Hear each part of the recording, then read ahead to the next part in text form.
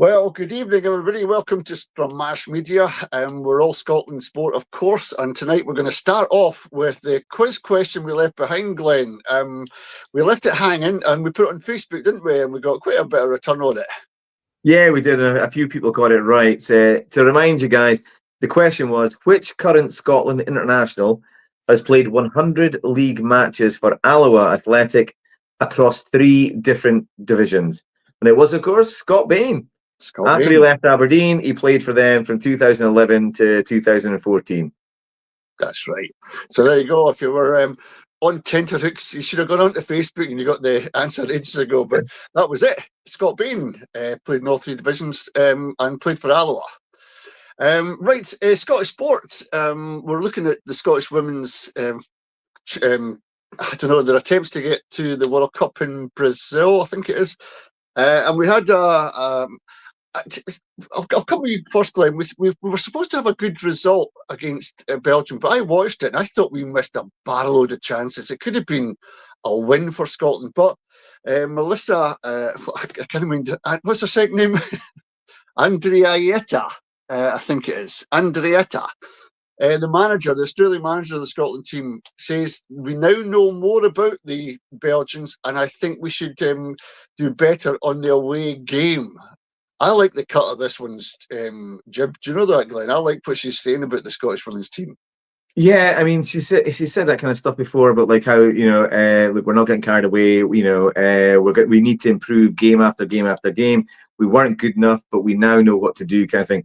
I like her as well. She's got a good track record, and I like that she's included quite a few young players as well, because she was saying that they're not burdened with the previous failures from campaigns, etc. I think they'll do well. I watched the game as well. I watched the highlights and the extended highlights as well. And I thought, like yourself, we missed a whole pile of chances. But again, it was really, really good. They had young players in the team. They were creating those chances. They never gave up. It eventually fell, and it was a really cracking ball in from the right, and it evaded 3 defenders as she curled it round, kind of thing, to get banged in there. So they go there. We're still top of the group. You know, if we get a positive result against Belgium, e.g., if we win, and brilliant. If we draw, then we're still there on goal difference. But for me, I don't know if you're aware that the really, really frustrating thing about this is the World Cup qualifying campaign. It's not set up the same way as the men. E.g., if you win your group, you go to the World Cup, and maybe second place goes in the playoff. Yeah. Because of the Nations League, we're deemed to be in a group called the B group. Doesn't matter what we do. You know, we can win our group, we don't qualify. All we do is actually we go to like another playoff stage. So it's quite frustrating. We can beat Belgium, we could finish top of the group. And the 4th bottom team in League A and the top in B, which would be us top in our group, we would then play teams and further down, B and C. And it's almost a nightmare. And then you have another playoff round against the teams from Group A. You know, it's going to be so hard for Scotland to get there, but they've got a very good squad. I know. Chris, have you been watching it? Did you catch up on it? Some good players in there for Scotland. I saw the game. What I liked, well, I mean, obviously the goal they conceded, the lassie took it well. She just kept her head and slaughtered it. Yeah. But what I loved, I mean, Glenn's talking about the pass. The one previous before that just took the defender right out. The ball just came in the inside, and the defender's just doing the old crab legs, and I mean that was probably the best ball there. But again, a bit of composure to finish it that late in the game, because I think Strachan says, the best players in the world, when they're in a position like that, it actually slows down for them, whereas the other ones, it speeds up and whatever. But it was an easy chance to finish, but I think that's the hardest thing about it, because that was going to be the last chance, and it went. So it's still in. And I mean, you mentioned the younger players in that. In some ways, if they keep getting into the playoffs, next, then obviously we're building up a bit of experience. So it's just that in and of itself is a good thing. So yeah, I mean, obviously they clear it. Maybe it had to happen, but they're looking good just now anyway. And the goal difference, I mean, that could count in the end. It could. And Glenn, that's a good point, isn't it? Because a late goal, even though we missed all those chances, a draw is better than a defeat. In these kind of, we need every point. Everyone's valuable, and it might have deflated the team going into the next game if we didn't get something out of the match. Oh, definitely. I mean, and the good thing is, I mean, Chris just touched on it there. Look, if we get a draw in this one or a win, then our head-to-head is better than Belgium, and so therefore, our next game is next 2 games after this is Israel. So if we win those 2 games, and then Belgium win their 2 games, that's it. We're group winners, you know, and we will get a relatively better playoff team to play against, kind of thing. So yeah, it definitely, the draw, salvaging that draw was crucial. And this striker, Kathleen McGovern, 6 goals in 7 outings for Scotland. Yeah. Absolutely amazing. And this is good quality play. This is what you need going through into the next stages. Somebody you could rely on to get that goal. And she can head, she can left foot, right foot. Unbelievable player. And it puts to bed this myth, Chris, that women's football isn't worth watching. I watched this game, and I would say the passing, the tackling, the intercepts, the duels, just fantastic. There's no difference in the football between men's and women's. Well, I mean, I think still the keepers just the definition of their size. You can see that they're normally always a wee bit smaller, so that's probably one of the ways it differs, I suppose, really. And some of them are starting to become professional, so you're thinking, this is going the right way. Aye. What about you, Glenn? As a spectacle, we watch men's football. I do quite often, quite a lot. Most of the football I do watch. But see, when I watch this, I still get excited. And near miss. What a tackle. Great challenge. You know, it's still a good spectacle to watch. Yeah, I mean, listen, I'm a big supporter of women's football. It's I think it's fantastic. I think you have to judge it separately from men's. The technical level is there. Obviously, it's going to be different, like physical wise. There is going to be tougher challenges and that kind of stuff. But, as far, watching it, honestly, it's really, really entertaining. I compare it to like when I watch men's tennis and I watch women's tennis. I'll see better rallies often and more skill in the women's game than a power game in the men's tennis kind of thing. Yeah. So sit back and switch off as far as your comparisons are concerned and just enjoy the game. It's honestly, they play really well. You're talking about like Kathleen, the striker. She's only 23 and she's brimming with confidence. I like the attitude. She was a bit. Came off the pitch. She's a bit upset with herself because she felt she'd missed a couple of chances. Really glad to have bagged one, and said she just can't wait to get stuck into the next game. And that's it. It's just young and fearless, and that's what you need in the team. I know, Chris. It might be a better option if Scotland make it to the finals in Brazil. That might be a better option than going to watch the men's in war-torn America. Well, in fairness, like some of the favelas and all that in Brazil, you can, you take your chances there, that's for sure. But no, I mean, it'll be a hell of a lot cheaper, that's for sure. So, aye, that's a fair point as well, indeed. What do you think, Glenn? Do you think they've got a chance?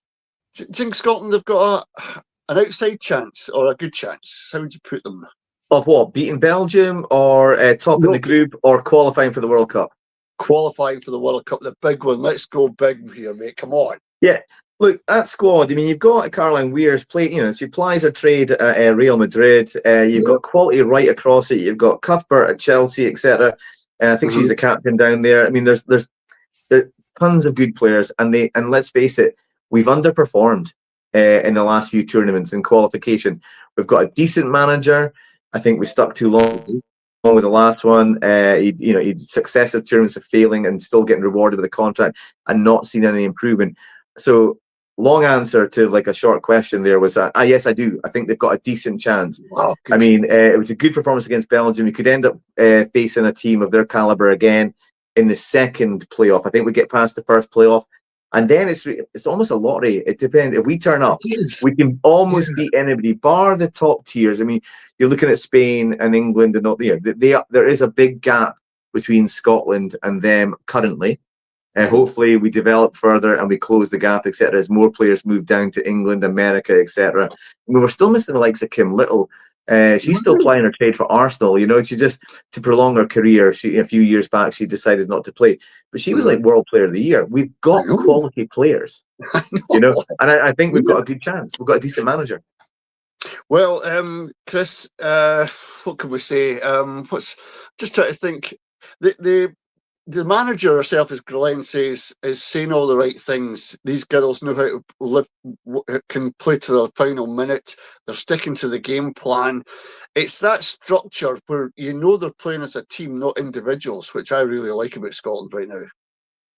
Aye, but you did get an impression that, and it obviously doesn't happen, but that if they just kept adding on more time, then the first team that was going to score would have been Scotland. But you don't live in that, you can't get that. But yeah, I mean, it did look as if they were the ones that were going to get it. So it was a relief, but yeah, more than merited.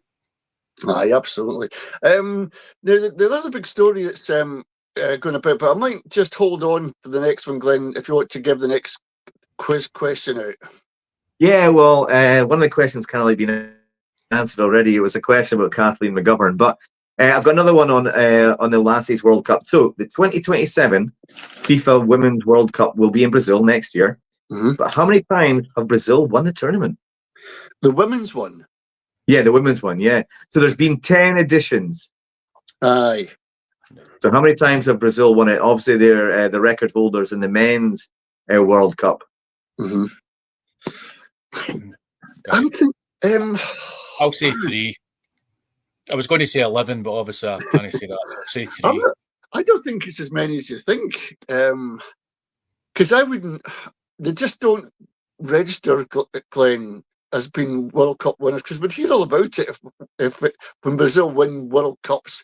It doesn't matter what kind of World Cup, it's still a World Cup. And I would have imagined I would have heard it on the grapevine somewhere if they had. So I'm going to go 0. I'm going to go none. I don't think. Sorry, good shout. That's exactly it. They've reached the final once and they got beat by Germany 2-0. But the women's game completely different. It's developed. They're stronger teams and nations, etc., than the traditional ones in the men's game. Norway have won it, and funnily enough, Norway won it when it was hosted in Sweden. Sweden really upset. They've got to like 4 finals, never won it, and Norway beat it in their own back garden. I know. Yeah. So it's 0 for Brazil.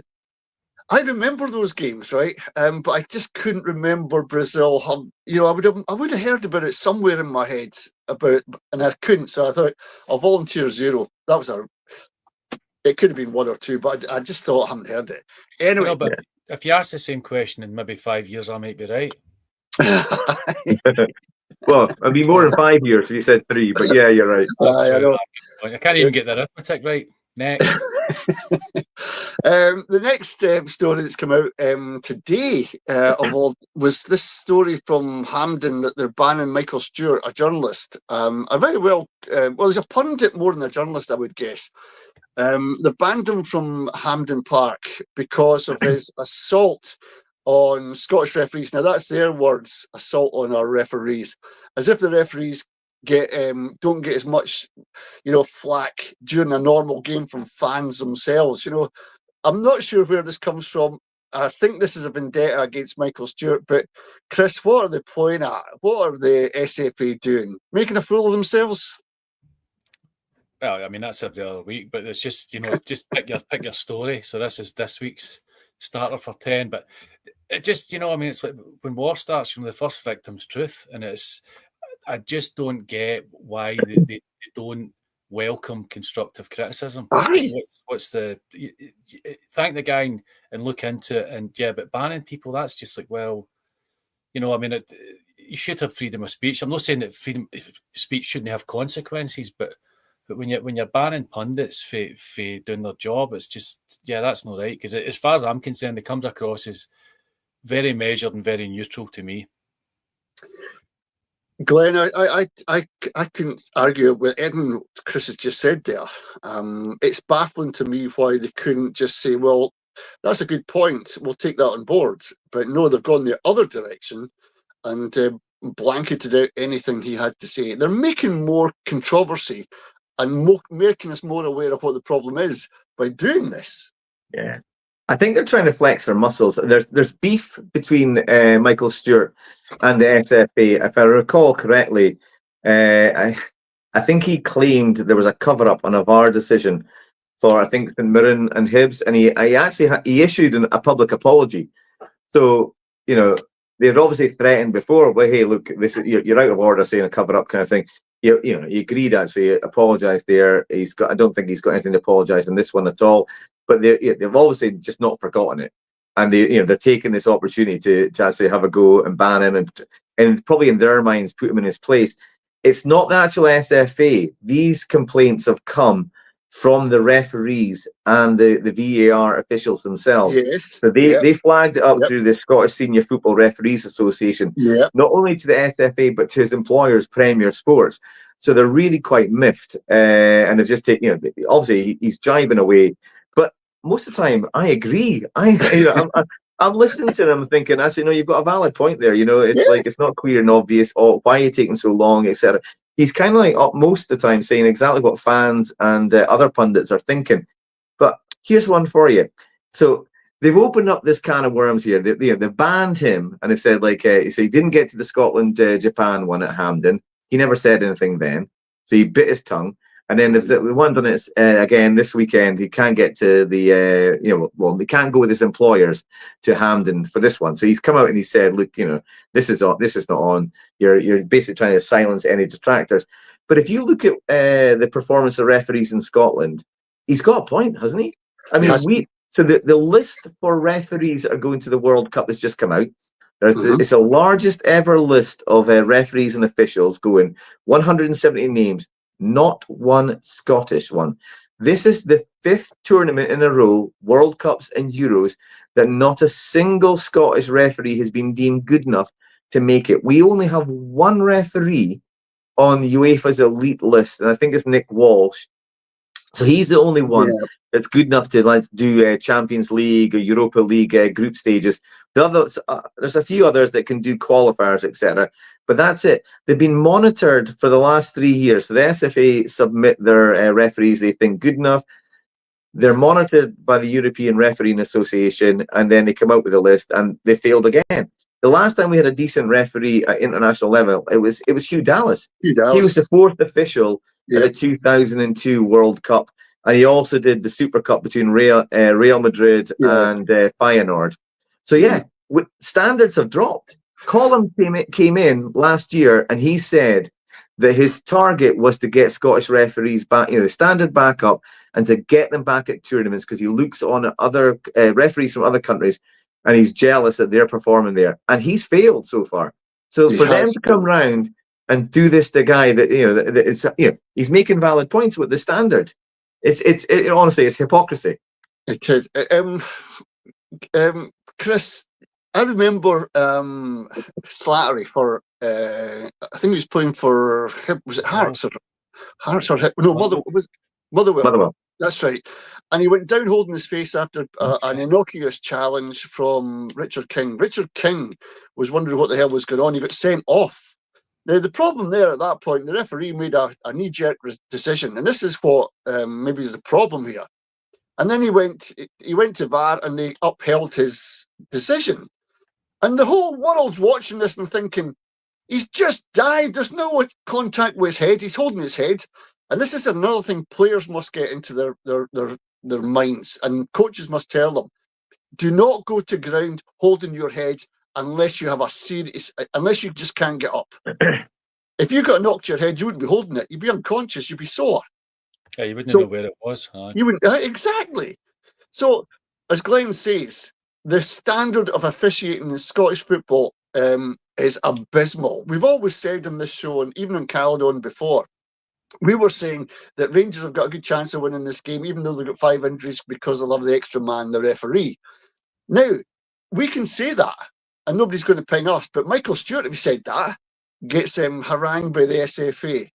It's corrupt, the SFA, and there's nobody elected onto that body, and they've got no accountancy to anyone. The problem, I would suggest, lies with the SFA, not the referees or a pundit. Yeah, well, I mean, for me, it's just the way he came back at him, and I'll quote, he said, instead of trying to silence voices of dissent, the SFA should be engaging with us, answering their questions and explaining their position. People have got every right to disagree with me, and many of them do every day, but football commentators should be free to express an opinion without being denied access to the places we go to do our jobs. And it's just like they're essentially saying that they're above criticism and they're above learning. So that thing about them not having any representatives at the World Cup, then unless it's a diving right enough, Douglas Ross might get that one. But just apart from that, then how would they seriously expect to start getting up these referee league tables if they literally try and cancel everybody that's even got a genuine, honest opinion? That doesn't make any sense. They should be trying to learn for this, but it's just a case of everybody shuts up and we're right, even though world football's telling us otherwise with the fact we'll know about the World Cup. That's right. Glenn, there's another point that Chris brings up. People in political positions shouldn't be running a line. Douglas Ross is a conservative Ranger supporter. We know that. We know that from his biographies and all the rest of it and what he says. And yet he's there officiating matches. The Celtic fans put up Douglas Ross as and he's running the line watching this. Take these people out of the refereeing. Get ordinary people in. They don't have ordinary people. I mean, I heard on Radio Scotland, I can't remember who it was, but it was an ex-referee. And he says, "Oh yes, I once done a trial for Rangers, but that didn't influence my in any of the matches. I rate it never." Yeah, it's one of the banes of my referee watch kind of thing. When you know fine well that there's referees that support a club, and they're officiating, and that club is playing. In England, I mean, we don't hold English football up all the time and say they're doing it better than us, but definitely when it comes to refereeing, they are. You have to declare the club that you support, and you're not allowed to officiate any of their games because they, from a layperson looking in kind of thing, you could, whether there is or there isn't anything going on, but a layperson could say, "Well, you don't know about that." I mean, that decision could be given because he actually supports them. So remove the question mark, okay, and just let let non-biased referees actually take charge of those games. If there's not enough referees, that's a wider problem. E.g., if there are so many that support Celtic Rangers, we'll take referees in from somewhere else for those games, and then drive up recruitment for referees and get the standard up as well. And then within 3-4 years, you sorted it. But just denying that this problem exists because you actually can't think of a way to fix it, it's not a way to go forward. And as for Douglas Ross, that'll be sorted out on May the 7th because that he'll no longer be a politician. I know, but you'll get others there that have a political background coming into officiate games, and obviously you're going to have doubts about their integrity when they do that. I mean, Celtic fans wouldn't put up a banner, the linesman's, if they didn't think there was something untoward there, because he's red, blue and white in his politics. So you'll be red, blue and white with his football. That's how we even if it wasn't the truth, we can still imagine it, and then we get it into our heads that is happening. And we need to eradicate all that and get fair, unbiased referees who just know the laws of the game and can officiate properly. But as it goes, I think there'll be a lot of sympathy for Michael Stewart, Chris. I think he's not the guy that's in the dock here. No, because he's asking for an answer, and the answer is, well, shut up. But I mean, what they should probably do is, like Premier Sports should say, right, we'll sponsor you for this match. Here's 20 tins, sit in the house and do your punditry, do it remotely and see how we get on. Well, I mean, I don't know, Glenn. This could harm this man's chances with his company doing broadcasting, all that kind of stuff. Do they really care about Michael Stewart? I think you might be right, Glenn. They're just flexing their muscles, trying to prove that there's something in this world of shady dealings. I don't know. They're trying to put a big 10 foot on the whole thing, hoping it'll go away. They kind of remind me of like an organization that's just never been modernized, sitting in a smoky room, shady dealings, all that kind of stuff. Michael Stewart, I mean, so he works for Premier Sports. Premier Sports put a lot of money into Scottish football. The SFA are possibly jeopardizing contracts, etc. If you're playing your sports and you're suddenly having your your employees banned from from competitions that you sponsor, or the national venue where you actually put your money into, you can think to yourself, well, why should we do this? Why don't we go sponsor the National League in England or something in Northern Ireland? It's really, it's kind of nose off to spite your face, just because you've taken it personal, you don't like somebody, and you're thinking, okay, a couple of match ban for him and that'll sort him out. It's not going to sort Michael out, because Michael's not saying outrageous things. And if he does say something is wrong, he actually apologizes. Will the SFA apologize for this? No. No, they won't. It brings into stark contrast how the SFA act, how they position themselves, and without being accountable to anyone but themselves. This is what you get. And I'm reminded, Glenn, when you mentioned that they haven't modernised. It was the same in the Scottish Cricket Association when they didn't pick Asian players for all kinds of reasons. Right. And then they were pulled up and the whole thing got revamped. That's what we need at the SFA. And, Scottish cricket's a smaller concern than Scottish football. So what we need to do then is get the fan base voting with their feet, saying, we don't want this. We want people to highlight the discrepancies in Scottish football, because that's the only way we can improve the damn thing. And if you're up there at the top stalling this and, stop giving people the chance to express themselves as they see it, then that's not democracy. Yeah. The difference with Scottish cricket and the SFA is that Scottish cricket is dependent on money from Sports Scotland. Yeah, and there's no ban on political interference or political influence, etc. Therefore, when they were pulled up for it, there's nothing they could do. The funding was in jeopardy, so it forced them to have a look at themselves and the way they've been treating people, etc. And they hands up, they got it wrong, they cleaned out the board, and they moved forward. But the SFA isn't. They're not. There's a ban on political interference or any kind of political dialogue, so they're just left to get on with it. Aye.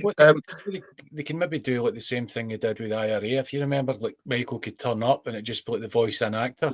See what happens there. Get Jerry Adams in as a contractor. That would send off a few feathers. I know. But the point I was making, Glenn, it doesn't matter who governs them and how they're run. It was just the fact that there was change. And we need change in our football and, by the way, in our rugby, because they're again unelected, just people who don't really have the game at mind. They've more got profit in mind, and that's the wrong way around, I think. Anyway, listen, we'll bring in another question, Glenn, if you want. Yeah, absolutely. So we've only got one left, but we'll leave this one hanging. I think it's a good one. Never mind. Who won the top flight title the last time that there was a genuine 3-team race for a title, rattling off 6 successive victories to finish 1 point clear of the other 2 contenders? I believe I know this, but only because I glanced at it today, I think. Yeah, did we not have a go? I think I know this because it was was it not Hearts got beaten by Dundee in the last game of the season? Was that the same? Nope. I'm thinking you're giving me a body sweat here, Glenn. No, it's definitely not that one. It's not. But you're right. That was a 2-horse race. That one. But you're right about that one. Dundee beat Hearts, and that let Celtic win the title. Yeah, but 3. The Arabs. It must be Celtic, Rangers, and a other. It's not. Dundee United. Right, we'll let that one hang. Right, because there's no point. That's for next week. We'll put that one up on Facebook as well, Glenn, at the end for people to take part in. The semi-finals, Scottish Cup, are upon us. Some good track ties.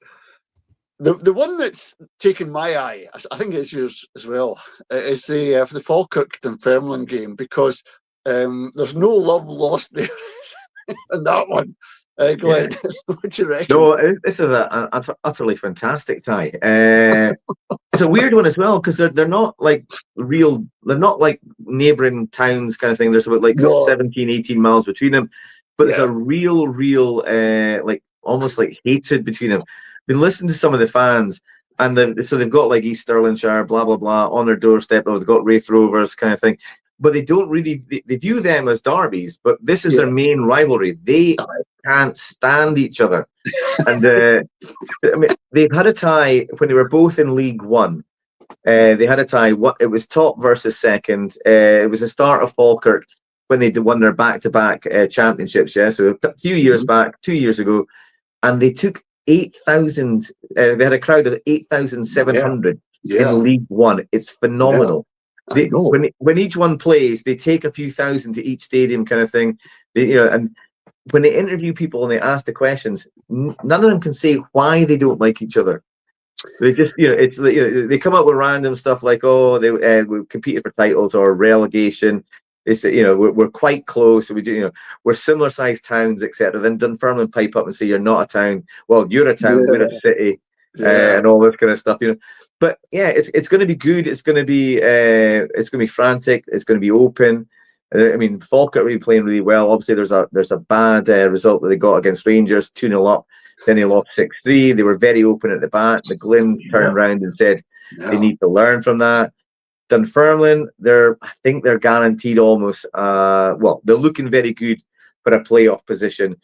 Lennon's been rotating the team. He's having to rest it. He's been having a moan about the congestion of fixtures because they've been doing really quite well. He bizarrely said something about being punished for having players away with Scotland. So that must be under 21 guys, Yeah, it must be. So they're already laying out stuff and trying to get into each other's head. And it's going to be good. I think it's 12 or 12:30 tomorrow on the Beeb. I'll be watching that one. I'll be glued to that as well. Chris, what do you think of this game? Sometimes these two teams, as Glenn says, they're not close to each other, but because of their positions in the league and the games they play home and away, they've developed an animosity towards each other. This makes it a great game. Oh, absolutely. Box office. I mean, you don't need to know the reason. You just need to know that there is a reason as yet unknown, and that's fine. Just go on with it. And I mean, Falkirk did really well, top six. Dunfermline once Aberdeen had, a decent enough start, but then once the goals went in, that was it. It was all over. So yeah, I mean, they're both there in merit, and you're really hoping for a humdinger, maybe four or 5 goals in this game because both teams can score. So between the two games, I have to agree. I'm looking forward to that more. I'm hoping it's a really, really attacking game. And it should be a cracker, but that's the one I'm looking forward to rather than a rerun of last week's. On that, Chris, who do you think is the better manager of the two teams? Oh, I think McGlynn. I mean, Neil Lennon's had to put up with a lot of stuff in his life, but I think McGlynn, he's more reserved, quieter. Obviously, he hasn't got to quite the level Lennon has, but there's still a wee chance he could get up to that level. So I think. Yeah, I'd rather play under him. I think he's less likely to, lose the rag. Sometimes that's required, but just more measured and taking the longer approach. I think he's the better manager, to be honest, because he's proved it with loads of different teams. So I think him. Yeah, he has. He's taken them all the way through, Glenn, from the old First Division to the Championship to the Premier and then to top 6. That's good going, isn't it? No, it certainly is. I mean, McGlynn, I agree with Chris. I think he's the better manager. I like almost everything he does. I like how he approaches it. 70% of his squad are Scottish. Young Scottish. He spots talent. It's Kieran Bowie. He spotted him at Wraith Rovers. Barney Stewart. He spotted him at university. And he doesn't just spot them; he plays them. I think he does. In my mind, he deserves a chance, and no disrespect to Falkirk, but at a club with better resources, just to see what he could do. He's done better at this level and poorly resourced clubs than Lennon has done, I think, with equally poorly resourced clubs or lesser resourced clubs. So I'd love to see him, get a job. I'd love to see him at Aberdeen, with a bit of money to spend and see what he can do there. And he motivates people well. Honestly, look at this. Championship. So before League One, he wins it. Championship, he wins it. He takes them up, and most teams that come up are fighting against relegation. Let's secure that. He's got them in the top 6. Now, it was a bad result against Rangers, but at one point, the first half, I thought they played the best football. They were dominant. They had Rangers on the ropes. Yeah. Rangers obviously came back, and they did really well, deserved to win the game in the end. But they're an outside bet for Europe. Can you imagine Falkirk back in Europe? I mean, it's a distinct possibility. You could see Hibs got beat by Aberdeen. You could see them faltering under the pressure of like Celtic, Rangers, and Hearts all going for the title. So maybe they won't pick up the points. Maybe Motherwell, they're not playing as well. They're not getting the same kind of results. They're still picking up points. But you could see outside chance that Falkirk end up in Europe, and that is manager of the year, even if Hearts win the title. I know. It's amazing. I'm just going to get, because we'll get on to the other fixtures. I think there's other football this week as well, especially in the first division and the championship, top and bottom. I really want to look at that, but we'll get the football, the semi-finals out. Can you pick a winner out of these two, Chris? Well, I normally just guess. Educated guess. Aye. I don't do that. That's for others. That's what the others do. I think Falkirk might win a 3-2 in a highly contested game with maybe a sending off, and that could include Neil Lennon. Well, Glenn, Andy Todd's, the guy that wears the glasses strapped onto his head, he's not playing. He's prolific, that guy. He's a really good player for Dunfermline. Dunfermline beat Hibs, they beat Aberdeen. They'll see Falkirk as another challenge that they can take. But yet Falkirk can play right across the field. They can stretch teams out. They can pass the ball really well. They can go into space. They win their second duels. It's going to be a really good match. A really good match. Yeah. I'll go to you before I give my opinion. To be honest, I think if Falkirk were facing anybody else from the championship, apart from maybe St Johnstone, I think it all not a foregone conclusion because it's cup football, etc. But it would be fairly straightforward. The fact it's Dunfermline, the fans are going to be up for it. They're going to go all out for it. Lennon's been rotating his squad. He knows how to win a cup. I think it's going to be really good. I just think Falkirk will have too much. I actually go along with Chris, and I think it'll be 3-2. Lots of goals. There may be a red card. I think Barney Stewart combining with Calvin Miller, the quality they've got is just a little bit too much. And so I'm predicting Falkirk. Well, Falkirk capitulated a dominant first half. And then collapsed later on. Aberdeen were on the ascendancy, and then Dunfermline caught up with them. If Dunfermline can do what they did against Aberdeen, get the upper hand and play that expansive game and draw Aberdeen all over the place and spot the gaps, then they've got a really good chance of winning this game. And it could go to penalties. I think that both teams would, if they got it to 2 each, I honestly think the defences would hold out. Dunfermline are a really good, strong outfit on defence. I think Falkirk would be,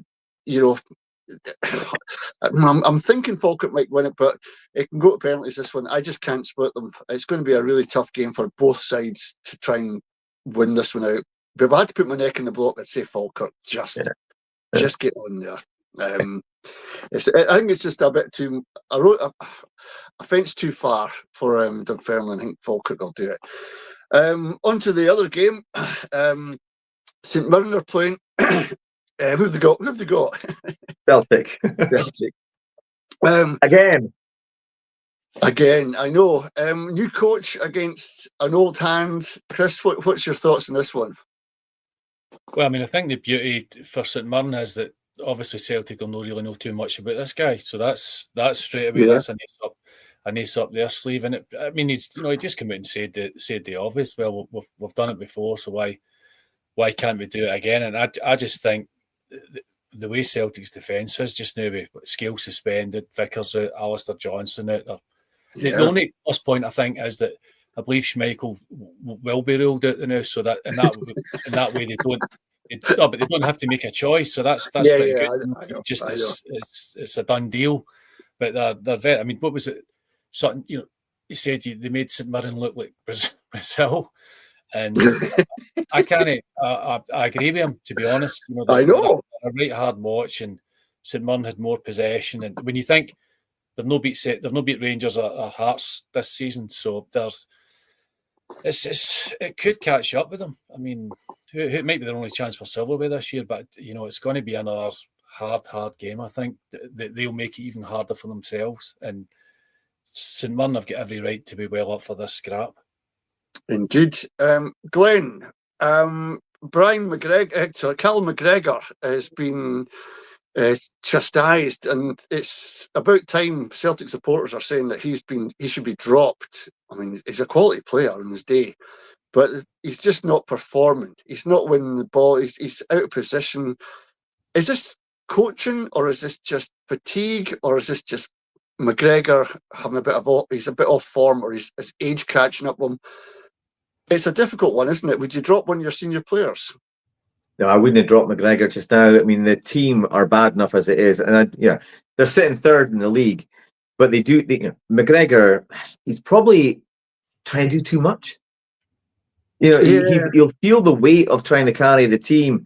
If you look at the lineup that they're playing lately, there's not a chance in hell this team would be the starting lineup for Celtic 2 seasons ago. No, the quality is not the same. Celtic fans admit it; they know it. They're trying to just get past this season. It's been a disastrous season for them so far. They lost to St Mirren in the League Cup.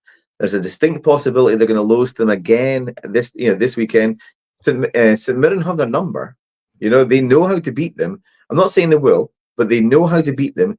St Mirren will be very confident going into this. And I don't know. I think Celtic are fragile.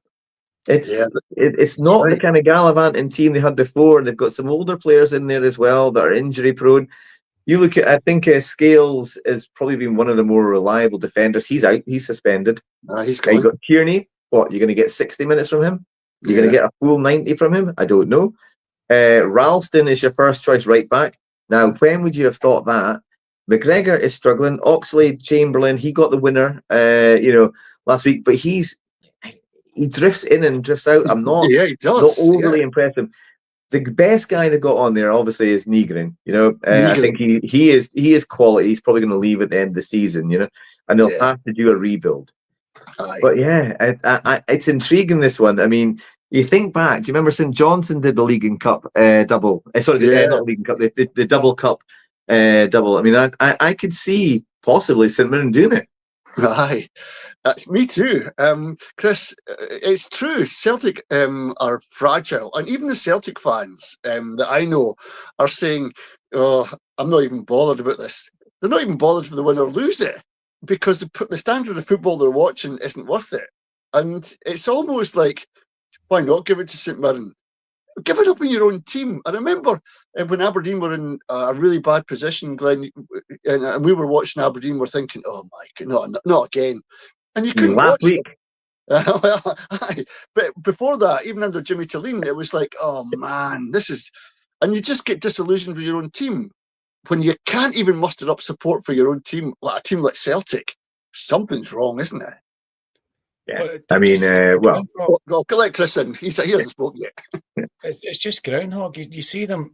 I don't know if they think they're Barcelona, but if they're watching, they're not, and they just want to walk the ball into the net. And there's Scales at the edge of the box, and he can't shoot. So you're always going, well, get someone running onto this that can shoot and just get your laces through it. But continually trying to walk it into the net. And Nygren does score a lot of goals, but as far as challenging and his speed, it's non-existent. But to the point about McGregor, I think what's happening with McGregor is he's got to think 3 mistakes ahead of every one of his teammates. I just think he's literally he's trying to play his own game, but he can see what's unfolding in front of him, and he's trying to keep track of everything. And it's bringing even a guy is the sort of consummate professional like him.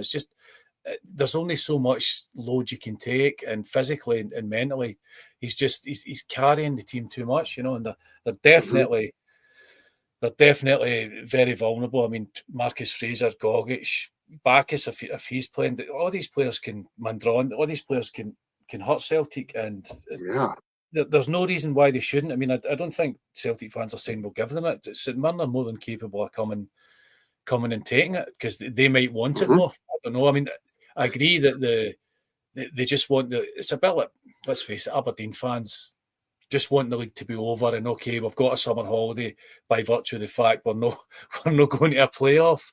I think they just want to get to wherever they're getting, and hopefully that will include a league for them. But yeah, they want it over, because there's so many. It's like watching Scotland. That's what it's like. It's that level of anxiety, and you see what's coming. It's the same thing that's happened before, but we go again. Mm-hmm. It's a good point Chris makes, Glenn, because if you're a fan that's used to being a serial winner, watching your team win all the time, when they stop winning, that's one thing, but when they stop playing well, that's a different thing, and that brings in apathy towards the first of all to the team, but anger towards the board. And now Celtic fans are coming out with the stadium's falling to bits, it's leaking and all the rest of it. So they're piling on, and it's nothing positive about the team. And I'm sure that trickles down onto the players. Yeah. I mean, if you think about it, it's we've mentioned Aberdeen and how depressing it is to be an Aberdeen fan at the moment, although last weekend was actually all right. But if you look at those two clubs, the problems originate with the board. Yep. The board have had disastrous seasons with their managerial appointments and the length of time they've taken about it. That's the key. So you appoint for Celtic, they appoint Nancy. It's a gamble. They lost the Scottish Cup final to Aberdeen. They appointed him for the rebuild, and he's got a good track record, but it's all MLS based. Comes in there, they dilly, they dally, and then they take too long. They put Martin O'Neill in, and then make another. Oh, it's just Well, sorry, it was Nancy, the other way around. Brendan Rodgers, then Nancy, but the timing and the delaying is the same with Aberdeen as well. Aberdeen in the position they're in just now because basically they took 2 months to appoint a manager who was right underneath their nose in the first place, and it cost them so many points in the league. So both boards have to look at themselves. The fans are very frustrated, mainly from that. If the board had done their job and put better managers in place and been more timely about it, then the clubs wouldn't be in the position they're in just now. When Martin O'Neill came in, I think when he came in temporarily, what did he do? Did he win something like 8 games in a row? He got them to the cup final with St Mirren, and then he left, and then they lost the cup final. And the fans are just pulling their hair out. I know. But do you know, Chris? When I watched St Mirren play Aberdeen, they were I don't know, they were on raw meat and tranquilizers. I don't know what they were on, because this was an amazing St Mirren team. This is their first game, I think, with the new coach, and he programmed them well to win that match, and they did. Aberdeen didn't get a sniff at that game, and Kieran Phillips was just making himself busy. Gogic was winning every ball. The referee, I thought, had a good game in that one, to be honest, and just tore Aberdeen apart like a rag doll. With a long ball even, the much maligned long ball. That put Aberdeen in all kinds of with the long ball, it's who wants it more, really. It's a sprint. It's a sprint and a wrestling match combined into one. So yeah, that's basically a psychological thriller playing out in front of you, isn't it? You just keep going again, and if the other team isn't up for it, then that's it. You'll ride all over them. Well, my point is, though, I think this coach has got a way of winning a football game. It doesn't matter if you score 1 goal or 5 goals, and it doesn't matter how much possession you have. He's worked it out how to win the games, and I think that's going to be a really tricky tie for Celtic, who are, to be honest, I don't think they're a team. I think they're a kind of amalgamation of 11 players trying to figure out what they're all trying to do. And we already said McGregor's thinking 3 mistakes ahead, and I think that's their key weakness. If they can shore up the back, I think St Mirren, which hasn't been a kind of lacklustre season for them, will see this as an opportunity to take their fans to Hampden again. And I think I've got every confidence that St Mirren could win this game. I really do. Glenn, what do you think? Prediction on this one? Yeah, I'm with you on that one. I think, look, obviously both teams will be up for it. I think Celtic are firmly in the sights of St Mirren. They were unlucky in the last game. They played well against them in the league. They beat them at Hampden for the cup final. I think they're going to be tight at the back. I think they will take their chances when they get it. It could be, I think it could be a draw, like 1-1 or something, and then it's going to go to extra time and then penalties. The longer the game goes on, the more I think St Mirren will do it. And I'm going to say St Mirren on penalties. Oh, Chris, what's your angle in this? Think Celtic have got they're serial winners, they know how to win, but does this team know how to win? Well, they barely know how to score, so that answers that question. They seem to be dragging it out week in, week out, and you can say, well, that's champions, but they just don't. You can see they're nervous and they're nearly embarrassed coming off the pitch with a win. So I don't blame them. So it has to unfurl at some point. So I would say, yeah, against St Mirren that they might end up losing 2-1. 2-1. I'm going 1-0 St Mirren. And it doesn't have to get to penalties. I think once they get a goal, St Mirren are solid at the back. And, the last game, I think it was Oxlade-Chamberlain had space and the ball fell to him and he put it away.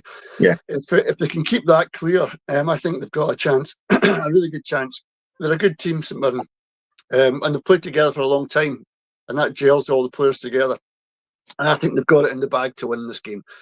The other game that's no interest tomorrow, or not, it might not be tomorrow, but the scenario might be in the Championship in the First Division. Up here, Ross County they're not in free fall. I'm not going to say that. I think they've lost the last game. They lost 4-0. Stuart Kettlewell didn't know what to do. He got manager of the month the week before that. So he was winning games and they lost the game. So he got them up. But other teams at the bottom were winning games as well, so they put him at the bottom. Inverness Caley Thistle, you may remember, were in liquidation, are now leaps and bounds. I don't know what liquidation does to a team, but they've come back stronger than ever. And they're at the top of the First Division. And they're playing really good football with some ex-Aberdeen players, by the way, Alfie Babbage and all that,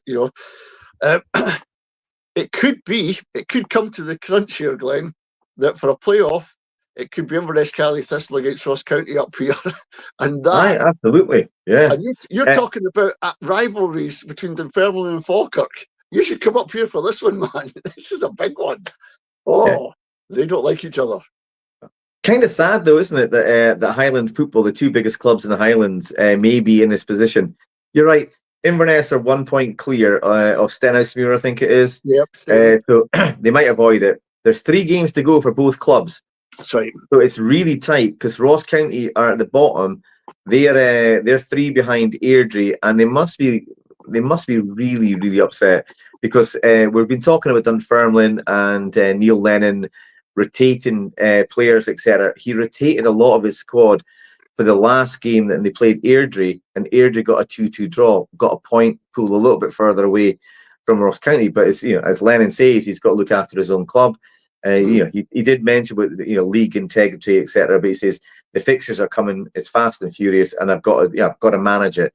So if they manage to get to second place, and then obviously if Inverness just falter a little bit and they finish second, there's a distinct possibility that they have a playoff. And what a match! It'd be huge, man. You wouldn't be able to get a ticket for it.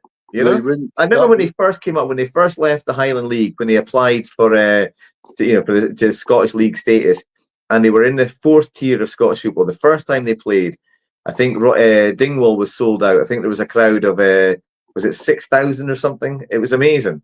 But it's a shame that this is a scenario.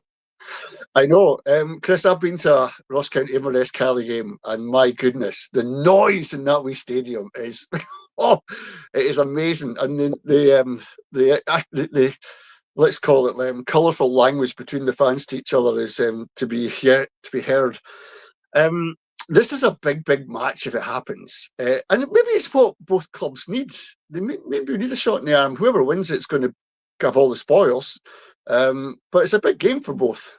I think the divorce lawyers will get all the spoils. To be honest, there'll be a few family feuds reunited there. But no, I mean that's what the game's all about. You want that building up to a possible scenario there, and Kettlewell, you know, I mean, sometimes he doesn't perform that well under pressure, but he's probably getting less abuse up there than he would be down in Lanarkshire. You know, that was just a bit too much. So hopefully you know, during the game and all the rest of it, fans have got a right to have their opinion, but you know, they don't go overboard. But no, it's shape them up if it happens to be a cracker. Just that, you know, that one of these Roy the Rovers things, but obviously there's a few games to go yet. That's interesting, Glenn, because Stuart Kettlewell's, I don't know if it's a honeymoon period he's still on, but the team have been playing a lot better than Tony Docherty had been playing. That's what the fans are saying. But all the fuel and the fire is going to Roy McGregor for not supplying some of his wealth back into the club again. And he's got interests elsewhere. And I think he's maybe at the point where he's given up on Ross County. If that happens, where's the money going to come from for this team? And that's what I hate about Scottish football. We're dependent on these big lords of wealth to fund them. Yeah, but so is England. I mean, that's England. But Germany, we should have a German system, you know, where the fans are more involved with the clubs. There's got to be different ways, Chris. But anyway, I'm just saying, you know, it's happening in there as well. That's what I'm saying. Aye, but the Irish going towards Roy McGregor. We're in changed times, aren't we, Glenn? Because fans are voting with their pockets now. They're not getting value on the pitch.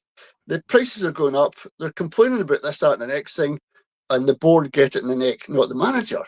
What's happening to Scottish football? Oh, it's Scottish football, isn't it? I mean, there's always something going on in boardrooms and mismanagement and all that kind of stuff. I have every sympathy for like Ross County fans, etc. But if you take a wee step back and have a look at the predicament they find themselves in, I don't think you can blame McGregor. He has tried with relatively decent managerial appointments or appointments that should have worked. They haven't worked. They're a club that have got a stadium that has a capacity bigger than the town they're in. I mean, if he walks away, I don't know who buys them. I don't know who looks after them. You know, they've been punching above their weight for a long time, Ross County. And it'd be fairly disastrous if McGregor walks away, unless there's somebody else willing to step in. You saw with Inverness, it took forever for someone to come in there and save them, and it was looking really ominous for Inverness. And now they're doing a lot better. They've got a couple of boys on loan from Aberdeen who've been banging in the goals, Alfie Babbage and Alfie Stewart, and they're not getting contracts with Aberdeen. So there's a distinct possibility they might stay up there, and that's only good for them, you know. But Ross County, where do they go? If they get relegated and McGregor walks away, you can see. Look at Hamilton Academical. They're looking like they're going to go down to the 4th tier. Mm-hmm. It's a disaster. You know, Inverness. I mean, the previous owners were involved in some really strange commercial deals that put them in a bad financial predicament. They should always be able to operate at an okay level once they've got like a decent steward at the helm. You can probably see within a few seasons they might be back in the Premier League. But I would worry for the future of Ross County if McGregor to walk away, because he has used his wealth. He's not splashed a fortune, but he has kept them going, and and he's the lifeline for them. Yeah, there are players there that have been a while. Chris, the new manager has to work with a team that's not his own, and I think that's why he's getting a lot of credit from the fans. He's won a few big games and got them on the way up. We just came across a really bad performance. 4-0 we got hammered, and that pushed us back down again. It's the league itself. Morton are the same. Ian Murray, he's making, if you ever watch Morton these days, have a watch of them. Absolutely beautiful football. I've seen him a couple of times. But the thing is though, they all look tired come 80 minutes. Honestly, they're just passing the ball hoping that something will happen. They're all knackered. These players are getting played off the. Maybe if we shortened the amount of games and get league reformation, but that's for another day. but it's any team in that first division can beat any other team. That's what I'm trying to say. Yeah, well, championships always every year, and it seems as if the ones that make it through to the playoffs, they're really up for it, even though they've played, maybe another 4 games. They seem more up for it than the team that are down at the bottom of the Premier League that are terrified, literally terrified of their own shadow. Just the ones that have earned the right through the playoffs just seem, really, really rugged and up for it, because essentially they've went through the crucible of the other playoffs, so they're really going for it. Well, that's us. Glenn, can you just repeat the question before we go? Yeah, absolutely. Bear with me a wee second while I just scroll. It was too long to remember. Right. Who won the top flight title the last time that there was a genuine 3-team race for the Scottish title, rattling off 6 successive victories to finish 1 point clear of the other 2 contenders? So there was 3 teams within 1 point on the final day. Right. Who prevailed? Bonus point, and when was it? Well, my suggestion is out the window. That was only 2, but that went to the final day as well. Should we leave it hanging though? Yeah. Yeah, leave it hanging, and then you can put it on Facebook for those. Will do. Just to everybody that's watching and listening to this podcast, if you like what you saw, please consider subscribing or even sharing or making a comment underneath about what you thought of the podcast. It helps us move along. But until next week, guys, have a great sport weekend. Enjoy your weekend, guys. Cheers. Cheers, folks. Bye.